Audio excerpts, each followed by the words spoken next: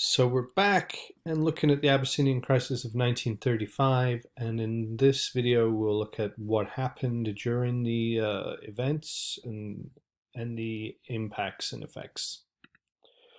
So first we need to note that the Italians already controlled the territories of Eritrea and Italian Somaliland, which surrounded Abyssinia. This is Abyssinia right here.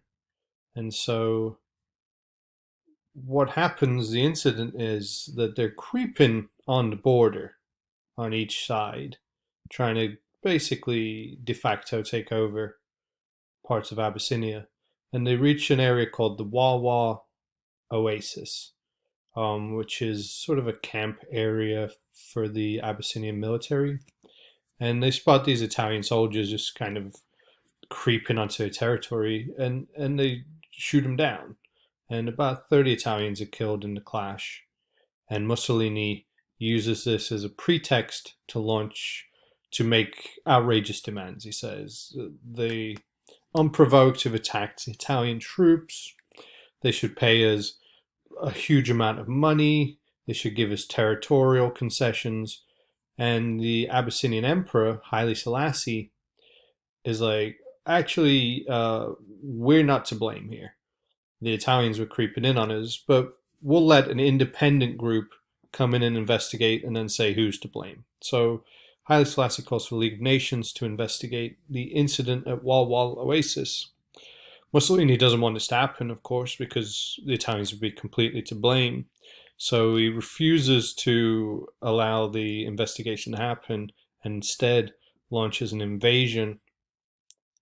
And the goal is for the complete conquering of the country. He sends an army, a force of about 500,000 men, to show he's serious. All right, the League of Nations is looking at it and they say, "Oh no, Italy, you shouldn't do that." And they put some sanction on them. They're not the worst sanctions, but they are economic sanctions on the Italians. Britain and France, however, are always sort of secretly double dealing at this time, and they go to the Italian leadership through some back channels, and they say, "Hey, how about we give you half of the territory if you just agree to kind of back off a bit?" But then this secret agreement gets made public, and the British and French have to withdraw that and say, "Oh no, we were trying to give away territory of another country." And during this time, we see that the Italian troops are quite successful.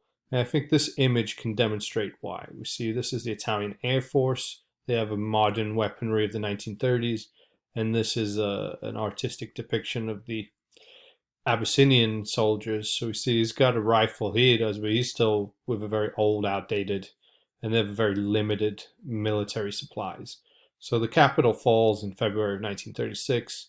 Haile Selassie goes to England, and the Italians have been successful. So the effects of the crisis is that there's a huge surge of nationalism in Italy. There's like, "Oh, look how great we are. We won. We showed the other countries." Right? We see this is an American newspaper, but we see it's like, "Oh, the Duce, the leader, that's Mussolini, stands up to Britain." And so, of course, Britain and France, as an alliance, see more tension growing with Italy. And this sort of one of the third European partners of the Entente is starting to fray the relationship and get pushed away from the British and French alliance here, which is going to push them towards Germany. However, in Italy itself, while there's a lot of pride about the victory, the actual cost of the war, particularly keeping 250,000 soldiers permanently in Ethiopia to make sure that nobody rises up and tries to take the country back, is draining their economy. And then when you couple this with the sanctions, we're going to see that it's going to really hurt the average Italian person. The currency is devalued. This means that the money is worth less when buying foreign goods. So that's really going to hurt the middle class. And then the only country that's not really putting sanctions on them is Germany. So they're going to become more reliant on Germany for trade. and thus they're going to become closer allied with Adolf Hitler. And then in the big picture, this is really one of the last events where it says the League of Nations is actually garbage, doesn't do anything, and the dream of a international organization to prevent war is actually a mirage. It's not going to happen. All right, so that was what happened and the effects of the Abyssinian crisis.